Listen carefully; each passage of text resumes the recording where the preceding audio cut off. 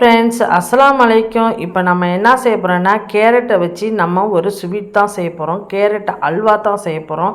Sweet சாப்பிட்ணுன்னு நீங்கள் நினச்சா இந்த மாதிரி கேரட்டை வச்சு செஞ்சு பாருங்கள். ரொம்ப டேஸ்ட்டாக ரொம்ப சுவையாக இருக்கும். அதுக்கு நான் 250 கிராம் கேரட் எடுத்திருக்கேன். இந்த மாதிரி நம்ம சீவிக்கலாம். நல்லா கழுவிட்டு சுத்தம் பண்ணி இந்த மாதிரி சீவி வச்சுக்கிறேன். இதை மிக்ஸி ஜாரில் நம்ம பல்ஸ் விட்டு இப்போதைக்கு அரைச்சிட்டு வந்துடுவோம். அப்புறமா நம்ம தண்ணியை ஊற்றி அரைப்போம். இப்பயே தண்ணியை ஊற்றி அரைச்சோம்னா நமக்கு கட்டி கட்டியாக இருக்கும். அதனால் ஃபஸ்ட்டு நம்ம அதை இப்போ நல்லா நைஸாக அரைச்சிட்டு வந்துடுவோம். இப்போ அரைச்சது பத்தில் இன்னும் கொஞ்சம் நம்ம தண்ணியை ஊற்றி நல்லா அரைச்சிட்டு வந்துடுவோம். இப்போ அரைச்சிட்டு வந்தோன்னே இப்போ நம்ம வடிகட்டிக்கலாம். இதை ஒரு பாத்திரத்தில் நல்லா வடிகட்டியை வச்சு நம்ம வடிச்சுக்குவோம். நல்லா வடிகட்டிட்டா அதில் உள்ள ஜூஸ்லாம் இறங்கிடும். இன்னும் நம்ம நைஸாக அரைச்சோம்னா எல்லாத்தையுமே நம்ம வடிகட்டிடலாம். சொட்டு கூட வேஸ்ட் ஆகாது. இதை நம்ம ஒரு 2-3 தடவை போய் அரைச்சிட்டு வந்து தான் இதை நம்ம வடிகட்டினேன். அப்போ தான் ஒன்று கூட நமக்கு வேஸ்ட் ஆகாமல் எல்லாத்தையும் நம்ம இந்த மாதிரி நம்ம அமுத்தி விட்டோம்னா நம்ம எல்லாமே அதில் இறங்கிடும். இப்போ போய் நம்ம இன்னொரு தடவையும் அரைச்சிட்டு வந்துடுவோம். கொஞ்சோண்டு தண்ணி ஊற்றி மறுபடியும் நம்ம அரைச்சிட்டு வந்து அதை மறுபடியும் நம்ம வடிகட்டுவோம். இந்த மாதிரியே ஒரு 2-3 தடவை செஞ்சோம்னா ஒன்று கூட வேஸ்ட் ஆகாது. எல்லாமே நமக்கு ஜூஸ் ஆகிடும். நல்லா அமுக்கி விடுங்க. அமுக்கி விடுறதுலையே நமக்கு நல்லா ஜூஸ் இறங்கிடும்.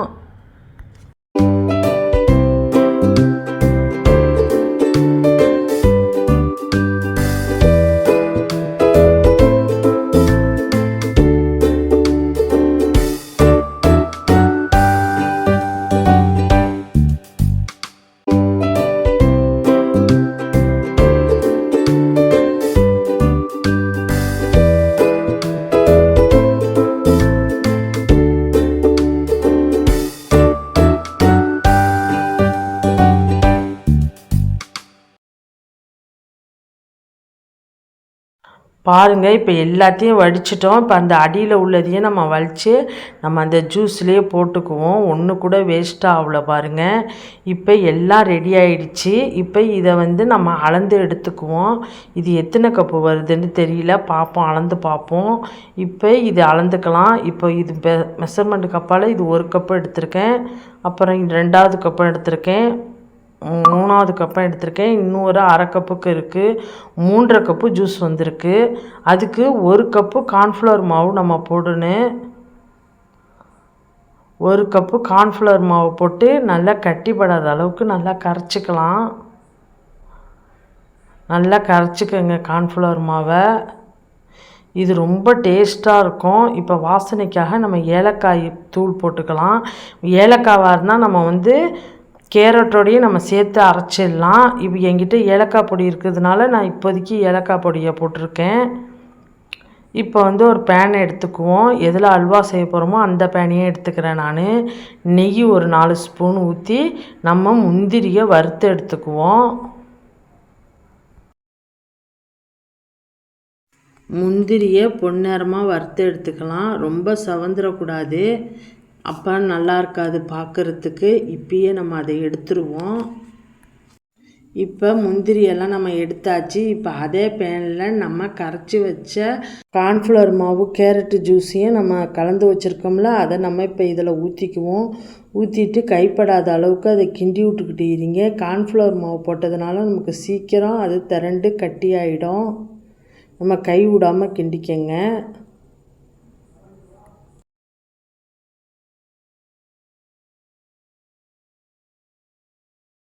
இப்போ நெய் ஒரு 2 ஸ்பூன் ஊற்றிக்கிறேன். பாருங்கள் எவ்வளோ இப்போ திக்காகிடுச்சுண்டு. இப்பயும் கை விடாமல் நல்லா கிண்டி விட்டுக்கிட்டே இருக்கலாம். அல்வாவில் நம்ம எந்த ஃபுட் கலரும் சேர்க்கல, அது கேரட்டோட கலர் தான். நம்ம இப்போ ஆரோக்கியமான முறையில் தான் நம்ம இப்போ செய்கிறோம். இப்போ நல்லா கட்டிப்பட்டுக்கிட்டு வருது. இப்போ நம்ம ஜீனி 1 கப் சேர்த்துக்குவோம். நல்லா சீனி கரையிட்டோம். நல்லா கைவிடாமல் கிண்டி விட்டுக்கிட்டே இருங்க.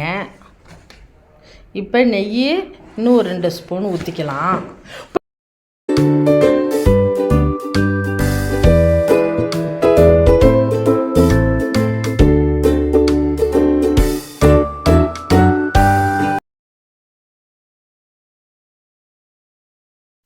இப்போ இன்னும் கொஞ்சம் நெய் ஊற்றிக்குவோம், ஒரு 2 ஸ்பூனு. நான் 2 ஸ்பூனாக தான் ஊற்றிக்கிறேன். இன்னும் கை விடாமல் இன்னும் கொஞ்சம் நேரம் அது கிண்டி வரணும். அப்படியே நல்லா திரண்டு வரணும். அதுதான் பதம் நமக்கு. இன்னும் நமக்கு திரண்டு வரல. அடுப்பு வந்து சிம்முலேயும் இருக்கக்கூடாது, ஹை ஃப்ளேம்லேயும் இருக்கக்கூடாது, மீடியமாக இருக்கட்டும். அந்த அளவுலேயே வச்சு கிண்டி விடுங்க. இன்னும் ஒரு 10 நிமிஷம் கிண்டுனா நம்ம போதும்.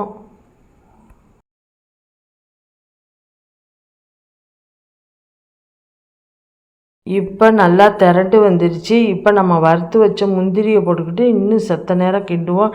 இன்னும் ஒரு 5 நிமிஷம் கிண்டுனா போதும். இப்போ அல்வா நமக்கு வந்து கரெக்டான பதத்துக்கு வந்துடுச்சு. இப்போ பாருங்கள், இப்போ அல்வா கரெக்டான பதத்துக்கு இப்போ இருக்குது. இதை வந்து நம்ம இப்போ வந்து ட்ரான்ஸ்ஃபர் பண்ணிக்கலாம் இன்னொரு ஏனத்தில். பெரியவங்களாக இருக்கட்டும், சின்னவங்களாக இருக்கட்டும், நமக்கு வந்து ஸ்வீட் சாப்பிட்ணுன்ட்டு தோணுச்சுன்னா இந்த மாதிரி செஞ்சு பாருங்கள். நமக்கு இது வந்து நல்லா கரெக்டான பக்குவத்தில் வந்துடுச்சு. இது நல்லா சூடாக அப்படியே சாப்பிட்டா ரொம்ப நல்லாயிருக்கும், ரொம்ப டேஸ்ட்டாகவும் இருக்கும். இந்த மாதிரி நீங்களும் செஞ்சு பாருங்கள். நம்ம வீடியோவை பார்க்குற நீங்கள் சப்ஸ்கிரைபே பண்ண மாட்டேங்கிறீங்க. சப்ஸ்கிரைப் பண்ணிவிட்டு நம்ம வீடியோவை பாருங்கள். அப்போ தான் நான் போடுற வீடியோலாம் உங்களுக்கு நோட்டிஃபிகேஷனாக வரும். இந்த வீடியோ பிடிச்சிருந்தா லைக் பண்ணுங்கள், ஷேர் பண்ணுங்கள், கமெண்ட் பண்ணுங்கள். முக்கியமாக சப்ஸ்கிரைப் பண்ணிக்கோங்க. மீண்டும் ஒரு இன்ட்ரெஸ்டிங்கான வீடியோவில் மீட் பண்ணுவோம். ஓகே, பாய்.